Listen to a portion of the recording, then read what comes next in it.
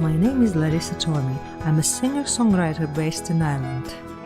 In my show, My Music and My Story, I'm talking to my fellow musicians who are sharing their amazing life stories with me as well as their music. Please follow us on my YouTube channel, Larissa Tormey Music, on Facebook, Twitter and Instagram. And don't forget to share, as you're helping an independent musicians.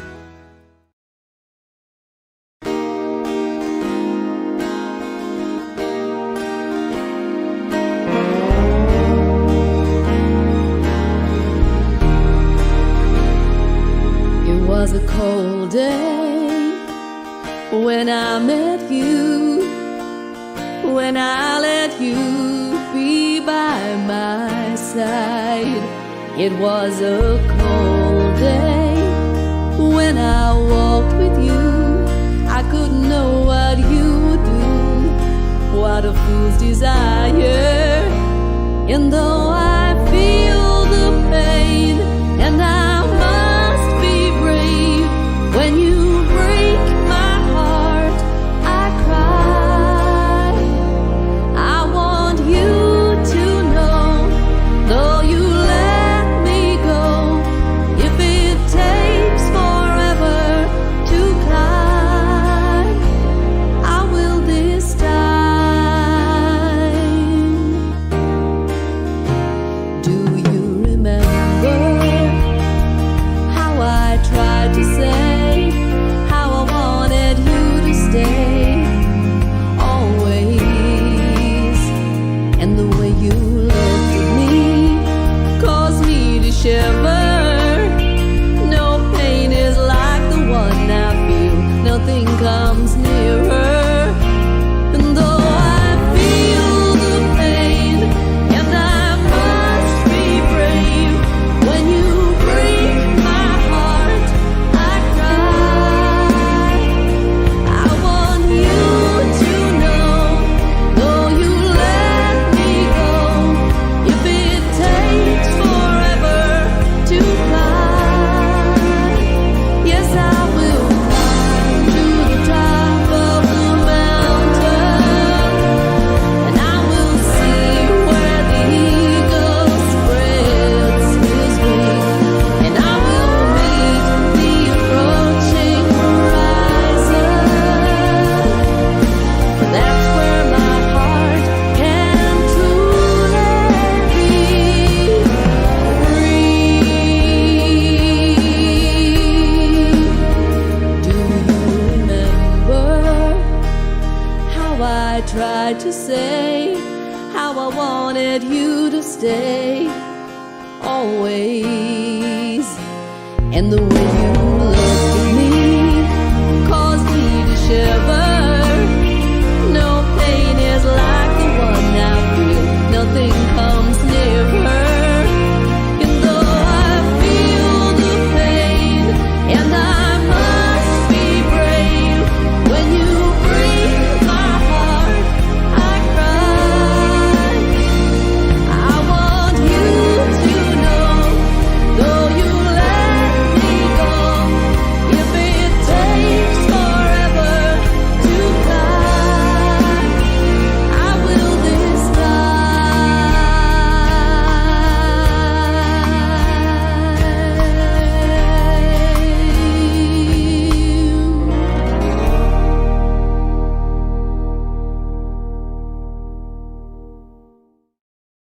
Hello everybody, my name is Larissa Tormey. I'm Irish and Russian singer-songwriter based in Ireland, and I having my own show which calls My Music and My Story.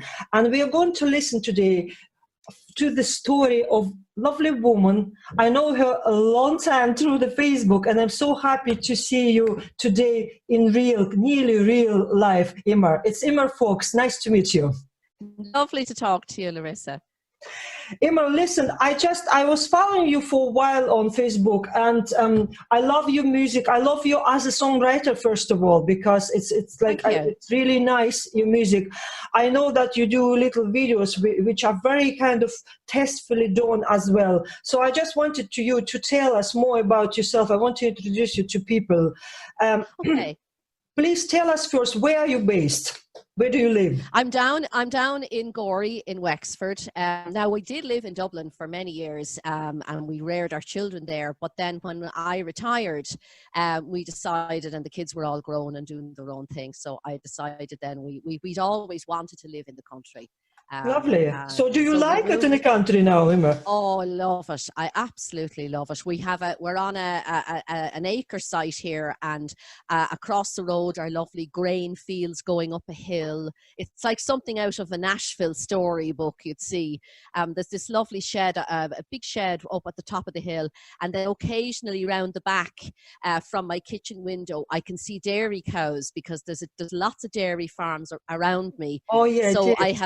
So I call them, sometimes I put little clips up on Facebook, and I'll say, the girls are coming.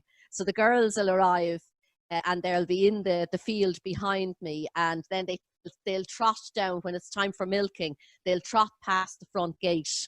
And there's a lady has donkeys nearby as well, and sometimes they're in a field near to us too. So life is never dull, I have to say. No, that's it. And it's very therapeutic, Emma, isn't it? Because I live on the farm. It gives you energy, isn't it? Oh, absolutely. Listen, and down, so when you're sitting out, we sat out last night, and it was lovely, lovely evening, and all you could hear was just all the different sounds of the birds. Nature. Yeah, and not a sound of a car, unless the odd tractor goes by. But yeah, great.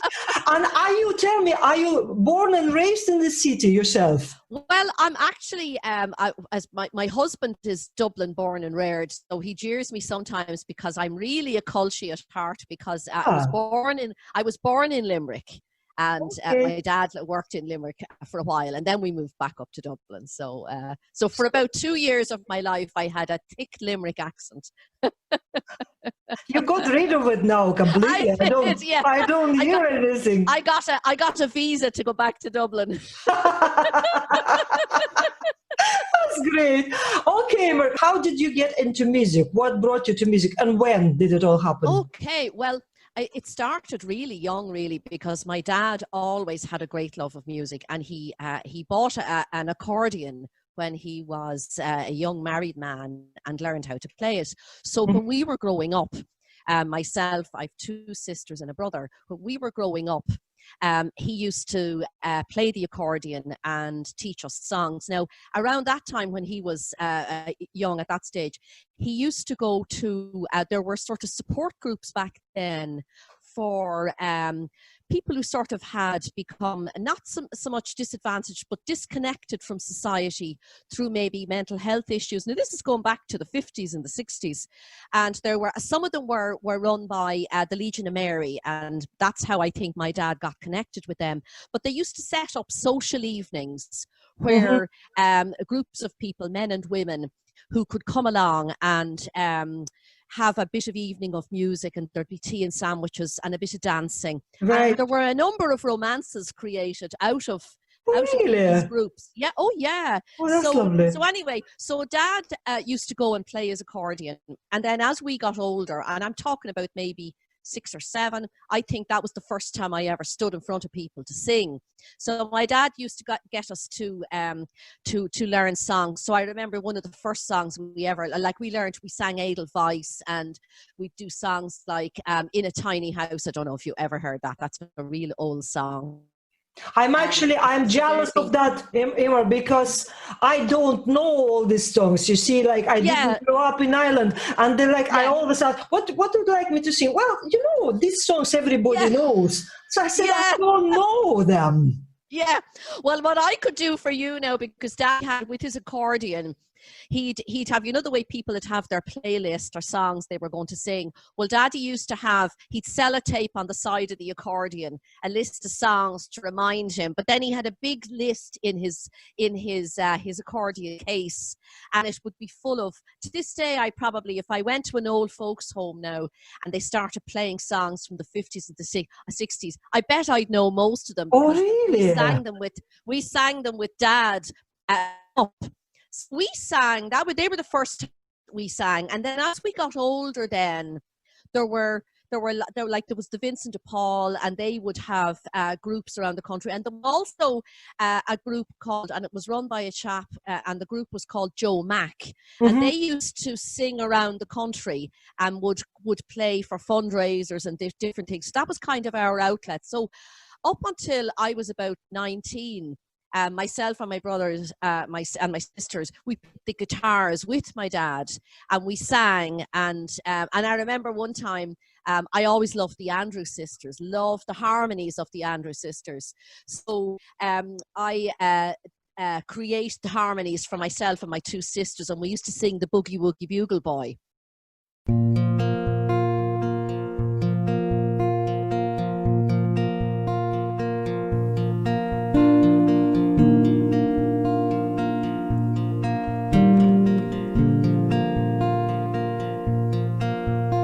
Talking for a while, my son said, Mama, what was it like when you were younger, back in those days, and you were just out of school? Oh, you said the whole town turned their back on you. I was 17, out late night clubbing. He was a guy in a bar, he was trouble out on the dance floor. I stopped him with a smile. In this old town we had them talking for quite a while. I remember we were so caught up in the moment, nothing and no one could ever come between us. People on a wrong road, somehow we got it right. Winter that year got a whole lot meaner, but we got by in the warmth of feeling. Back then we knew we had it all. In this old town we finally found a home. I remember we were so caught up in the moment, nothing and no one could ever come between us. For two people on the wrong road, somehow we got it right.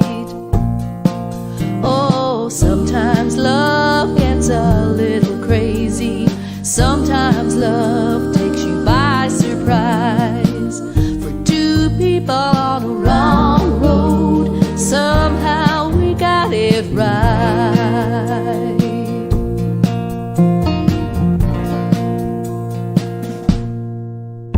So get your coat, son, now we're in a hurry. Your daddy just called, he got off early, and if it don't rain, there's time for a game with you. So I guess this old town knows what they can do.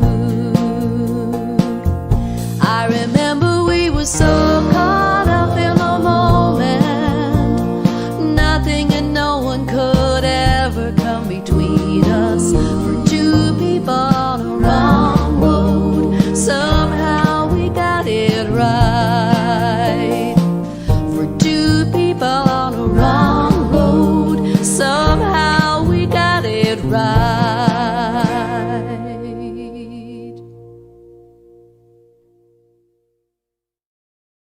So we sang like a lot of the stuff that would have been sung of the day, Sweet Caroline, and you know, just whatever was going at the time. But then, so I sang, up until I was about 19, and then I discovered boys, of course. So I wasn't so interested in the music in that stage. You switched, hormones kicked on, and that's it. Music was forgotten for a while. That was it.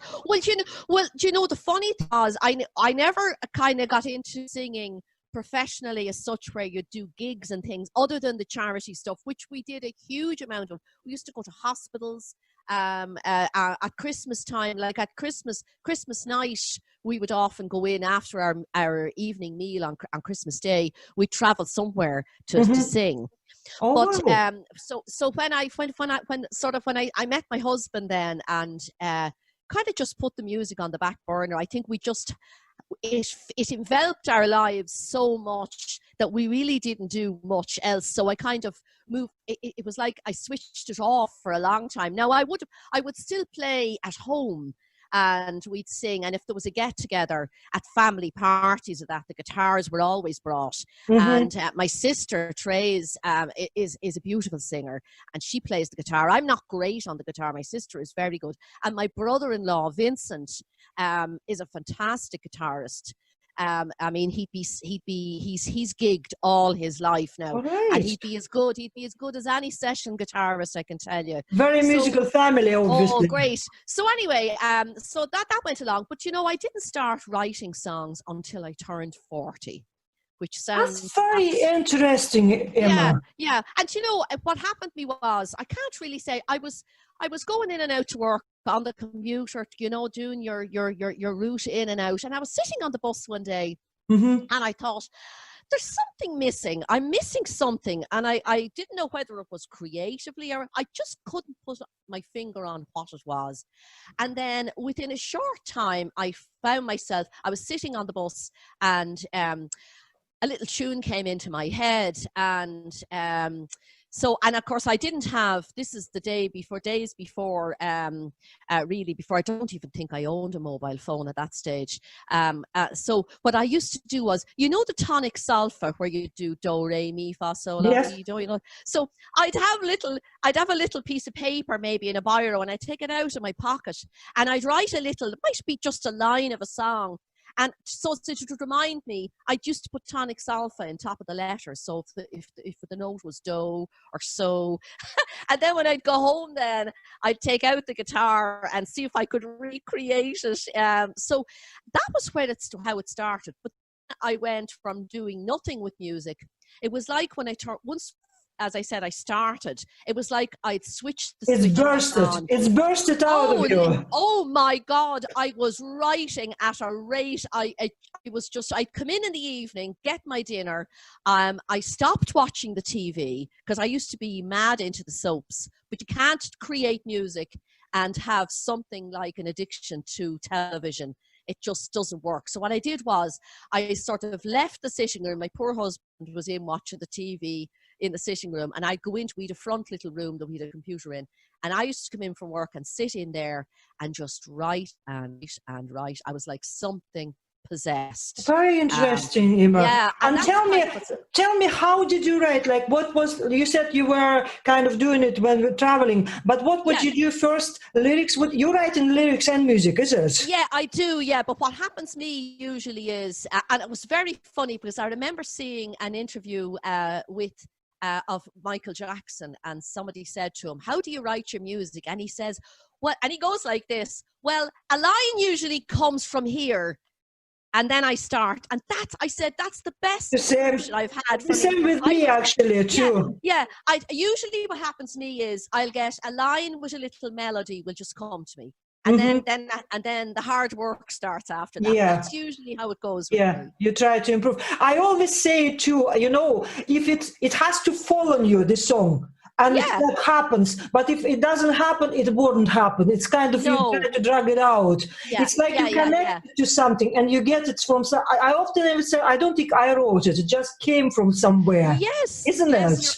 It is. And then once you kind of get the little kernel of it, then you can go. But I find it's very difficult to if I don't get that little bit of a start, I find it very forced if I try and. Now, the odd time I'll have gotten maybe a line of something from someone, or I've co-written a few songs where somebody has written a poem, and they might say, Emer, would you see if you could put music to that? And I've done a few like that now as well. How did that work, Emer? How did you co-write through? Well, I can't find. I'm kind of a solitary person when it comes to how I will create. Like some people will sit in a room, like two people might sit in a room and they'll collaborate and they'll write. I couldn't do that now. I can't do that. I'll tend to. What happens with me is somebody will send me the words and I'll say, well, look, what I'll do is I'll figure out what the rhythm of the song, whether it's 3/4 or 4/4, whatever. And then, because obviously if somebody sends you a poem or a few lines, the words as they've written them mightn't fit easily into the flow of the beat of a song. So what I might have to do is slightly change the words a little bit to sort of get so the rhythm stays. And then if it's rhyming, the song might have maybe every second line has a word that's similar as a piece of poetry might have. Then you might have to change that slightly to fit. I always look on it as a little bit like a crossword puzzle, where you will, sometimes a song will have a nice rhyme where instead of having the rhyme at the end of the line, they might have a sneaky one in the middle where there's maybe a 2-syllable word, and then you'll hear maybe a country singer might follow that 2 rows down where it rhymes at the end of the sentence, as opposed to, and it just works. So it's like but that part of it is great fun.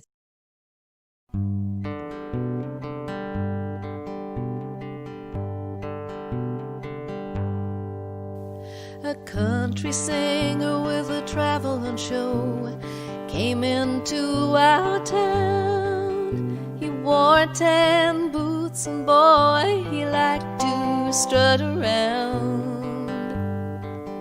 Guess I could see the man that he could be. So tall he stood high over the crowd. He sang his songs of love. The smile he wore didn't reach his eyes above.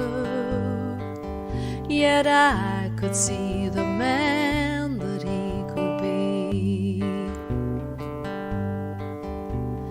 Everybody's looking for that someone, for always someone to hold your hand and tell you everything will be okay. So you must be prepared to see and open up your heart, so you can see the man that he can be.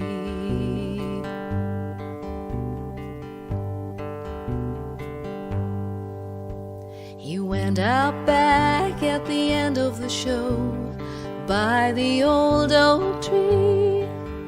I saw him in the moonlight as he looked across at me, and then I knew the man that he could be. Everybody's looking for that someone, for always someone to hold your hand and tell you everything will be okay. So you must be prepared to see and open up your heart, so you can see the man that he can be. We talked until the moon came out. We walked into the dawn, and I could see the man that he could be. Everybody's looking for that someone, for always someone to hold your hand and tell you everything will be okay. So you must be prepared to see open up your heart so you can see the man that he can be. So you can see the man that he can be.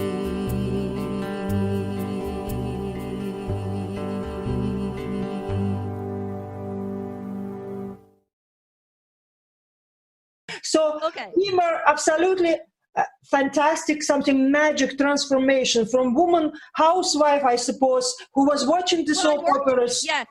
And suddenly, suddenly you connected to your soul, to your life purpose, and you started to get all this music. And okay, so you're writing. What's your next step? What you decided to do with all this music you're writing?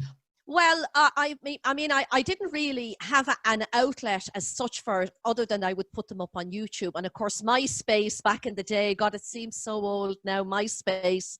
And as I said, YouTube and Rhythm Nation, I think, or is another one. I think it's called Rhythm Nation, where people can share or SoundCloud was another one where people would share their music. Is still on. I don't know how popular it is, but it is. And actually, I made a lady that I've never met, Robin Yulton. Shout out to Robin Yulton. She'll probably be watching this later. She's in Australia, and she's the coolest gal you would ever meet. She has the most amazing soul voice, but a very soulful person as well. And I met her through SoundCloud years ago, and we sort of followed platforms, and we're really good friends on Facebook now. Oh, you must do the chat with her maybe next time. Oh, you would love to talk. I would love that.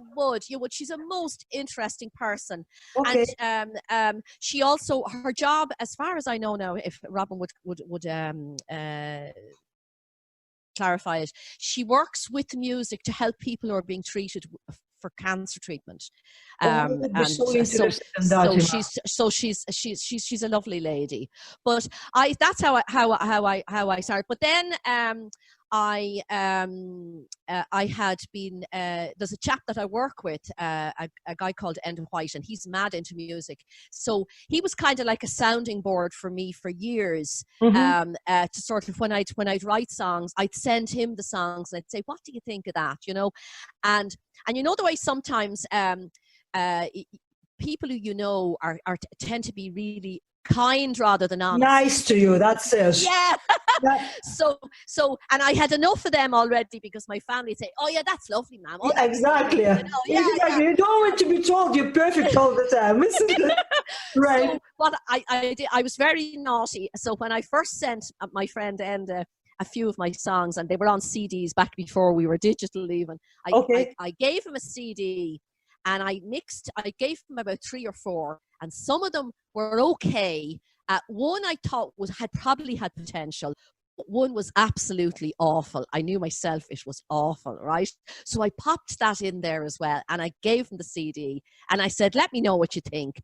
So that was the tester for our music relationship going forward. So what did he come back with?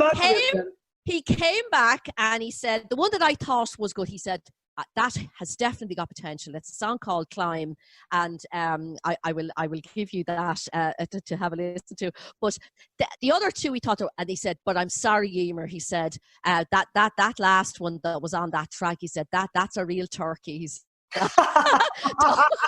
Don't ever let that be heard. Good to be that honest, though. It's good even you have somebody. It is great because I wasn't in a band. I didn't have a co-writer, so it is a bit solitary that way. And I would often share songs with him over the years, and I'd say, "What do you think of that?" And he'd say, "Yeah, that's missing a bit there, or you know." And that was to me invaluable, and I really appreciated his friendship for that. And then coming a little closer to time, then as I came onto Facebook, and I made friends with people like Howard D. Crean, who is a fantastic supporter of music, and his knowledge of music is encyclopedic. So he has been. He helped me a lot too, Emer. Yeah. Nice. He is great, and I'm also then in the Irish and International Songwriters Guild. which Sean Andrew Murray is a part of, and Peter Ware, who has produced a number of my songs in the UK. And they're people then who have their website where if you want to have some of your songs there, so if they're working in the background and they're talking to people in Nashville, and they keep you in mind then if something might come up and somebody's looking for a song, and they might say, actually, we have a song here that maybe might suit you. And that's how I became friends with Jordan Mogi then, through Howard. And I've done some, as Howard says, the videos that I've been doing, they're kind of called, I think, visualizers. Like video lyrics. Lyrics. They're very closely connected to the lyric, because what I like to do is, putting my songwriter's hat on, I like to try and see what the lyric is saying. And you know, and sometimes that doesn't necessarily mean literally follow the lyrics, exactly, but just something that might sort of give a feel for the intensity of the emotion or whatever. Emotional connection, is it, Emma? Yes, it's very enjoyable, and it's also too a huge responsibility, because listen, I want to stop you on that, because you didn't actually tell us. So you, on the top of writing music, you're actually making videos, and you made lots of friends through this, isn't it? I did, yes. I made again through the lockdown, even, really, because so I've done some videos for other people as well, but again, I had kind of only been doing them on a sort of a friend by friend basis, but then a few people have sort of said, I hear you do a video for so and so, and would you be interested to do? So I've done a few videos. Emer, and tell me, so you started to put your songs then on that Songwriters Guild. Yes. I know all these people. I know Sean well. I even sang with him in Marbella in January. Yes. And I know Pete. He is my producer as well. Beautiful, amazing people. It's very nice. They are. They are, and what I think is great, what has been invaluable to me with knowing people like Howard and the rest of the guys, is they're kind of like a family, and they're very willing to help you, and it has been huge for me, who sort of it just has been working by myself, and then to sort of have all these people on hand who are willing and interested to help you, it has just been it has been amazing for me. It's like I always said that I made a decision when I passed, like yourself, 42, that I said that I'm not going to do a mix with people who just, for financial reasons, career reasons. I'm going to create a circle of people in my life. I'm going to be friends for the rest of my life. Yes. And then everything else will follow. It's much nicer to work like that, isn't it? Oh, I absolutely agree with you, because there's people that you can meet, and they can turn into a bit of a diva, type, or they're only interested in, let me be at the front here. I'm the. Yeah, I know. Now, thankfully, there aren't many people like that, and most people I've met are very generous. Very nice. Yeah. And they give you little tips and secrets, little hints of things that will help you. People can be very good. And Emer, moving on with your music. So you have your music placed, obviously, for other singers. But you amazing singer yourself. Thanks very much. Beautiful voice. I love it. I love country. As you said, you were talking about I love the country music. I had a song that I wrote. It was called DJ Play a Country Song for Me, right? And that was done by I recorded the vocals myself at home, and Peter Ware did the producing of it, and he used Danny Park's studio in Nashville. Okay. And that was a real treat for me, because it was the first time I ever had the pedal steel and the violin, so I had the full session musician. Country band. Oh God, it was an absolute pleasure to hear the music.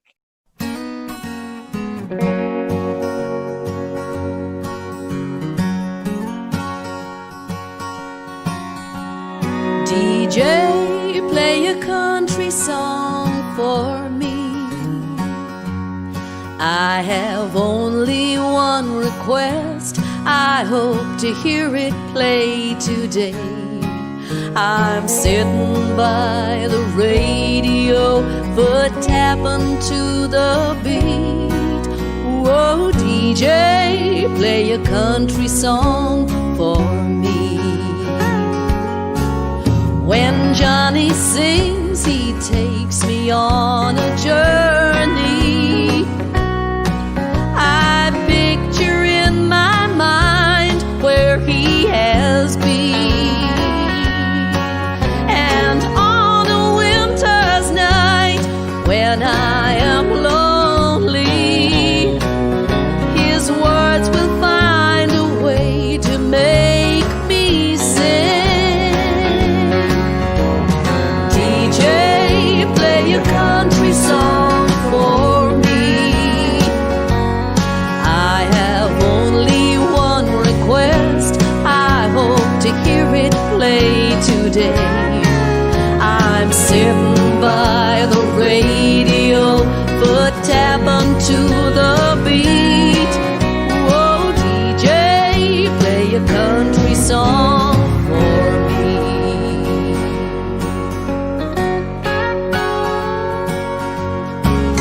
When Dolly sings, her melody stays with me.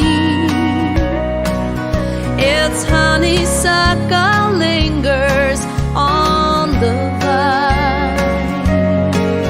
In stories she can weave are worth remembering. Her words, they still can reach me every time. DJ, play a country song for me. I have only one request. I hope to hear it play today. I'm sitting by the radio, foot tapping to the beat. Whoa, DJ, play a country song for me. Well, I got my records in an old tin box beside me. My favorites known by heart since I was young. But on the radio, I feel they call to me. They sing and I'm the audience of one. DJ, play a country song for me. I have only one request. I hope to hear it play today. I'm sitting by the radio, foot tapping to the beat. Whoa, DJ, play a country song for me. Whoa, DJ, play a country song for me.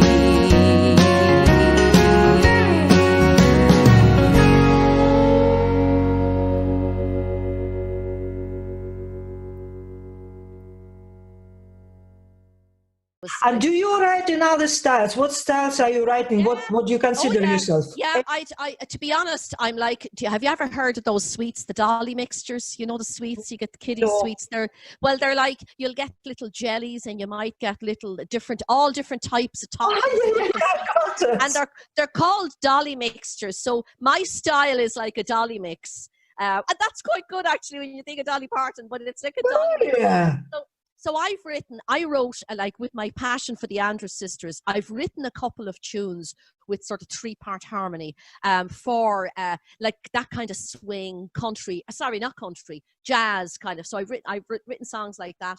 I've done a couple of gospel songs. I did one gospel song and for Christmas, both of them for Christmas, and one of them is I have like some people put a huge amount, but I've over 5,000 views on YouTube for this one song that people just people just seem to like it, be drawn to it. Yeah, and tell me then, do you have anything released as a recording artist, or are you trying to like be more? I've had some on you know, the Apple Music that you'd have, and I did have a few songs released on there, but not through a label or anything like that. I just have them. I just pop them up on the. Not many people do it anyway through labels. We all self-released now, Emer. It's like it became more new normal. There is no labels much. Like you're doing it yourself, and then they say you self-released, but you don't have any album put together that it will be yours. No. Emer, maybe it's your New Year's resolution. Would it be? Maybe it is. Well, people are often saying to me, "You should do it. You should do it." I suppose I'm kind of reluctant to put the expense into a full album because it is quite expensive. Very expensive. Yeah. But I mean, if you put everything you already recorded, like how many songs do you have together? I probably have about 4. I have a little CD. I have a couple of CDs. Okay. And I could certainly post you one. A lot of what I do now would be digital, but I do have, and I've some of them coded because Howard got me to code a few of them, and they have been played by the radio stations, particularly now in Ireland. There's been some internationally because Howard has helped me and he's distributed some of my songs internationally, which has been marvelous. And of course, the radio stations, the independent radio stations at home here are fantastic. Very helpful. You couldn't praise them enough. I mean, they're the lifeblood, really, of people like myself. Like the major singer-songwriters will have outlets and they've agents and whatever. But for us, which is that when I wrote that song, DJ Play a Country Song for Me, that song is kind of like a tribute to all the DJs around the countryside who record their shows, and of course do YouTube shows now as well. Tell me, okay, so if for example, any of the singers watching our program, okay, and where can I go as a singer to see your demos that maybe I want to pick something? Do you have them all gathered together? I do. Well, I have a Facebook page for Emer Fox, but I also have a website through Wix.com, and I can give you the link to that and see the videos that I've done. I'm going to post here the link to your website so that people can go have a listen, and maybe some singers will be interested. That would be lovely, Larissa. That would be really nice, because actually I always thought it would be tick off my bucket list to have an artist record one of my songs. Now I've had a few nearly theirs, but not quite. And I did one. I met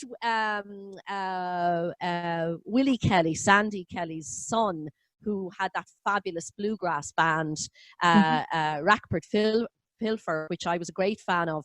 And I met Willie, and I was always trying to say, I have a song now or two that I'd love if your mammy would record. So I actually sent him a CD, and she did like this song Climb, but you know yourself, sometimes they happen and sometimes they don't. I know. But it was great. It was very nice. A great compliment that she said, that she told him at the time that she did like. She's a lovely lady. I met her. She's very nice. Yes, she is. Yeah, we went to myself and my daughter went to her Patsy Cline tribute show that she had been doing, and God, it's when was it, Emer? Was it? Oh, that's a number of years ago. But Sandy has been doing, like, she does a number of different style shows, but one of them was the Patsy Cline show, where she would go through her life story and then intermingle with her hits. It's and like, it's like a little bit like a theater show then, with It really brought the story to life, and of course nobody could tell it better than herself. Of course, because she's so experienced too. Yes. So what I'm going to do now, I'm going to post the links to your Facebook, your website, and lovely. And send people. And my YouTube, I've loads on YouTube as well. Have you? Great. And your YouTube. And listen, thank you very much for your time. And I will follow you. We might thank you. do something together. I just feel That'd be great. Collaboration. See if we can sprinkle some magic on it. Yeah. And thank you very much now, Ima. Thank you very much for having me on. You're very kind. Bye now.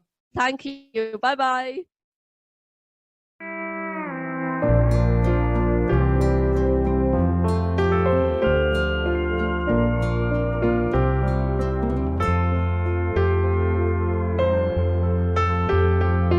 The first time he saw you, I knew it.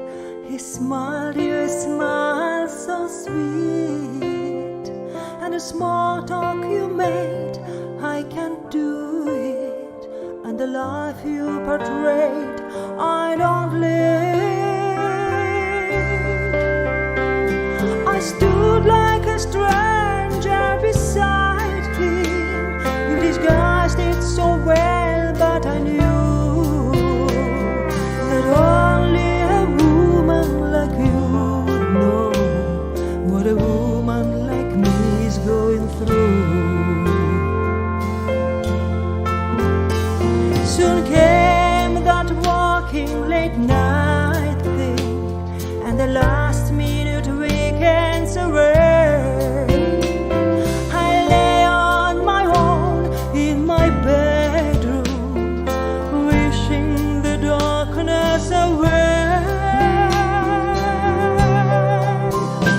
And I prayed I could make it be different, and I wished that just once it could be, that only a woman like you would know how it's breaking a woman like me.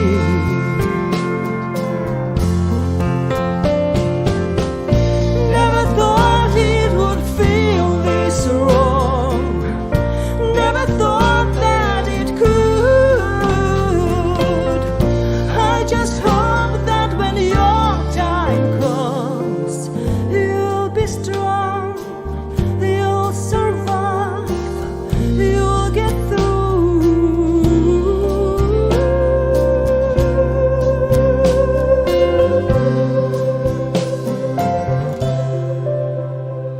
His half-baked denials were childlike and too hard to take in the air. When vows get so broken and shattered, it leaves you like you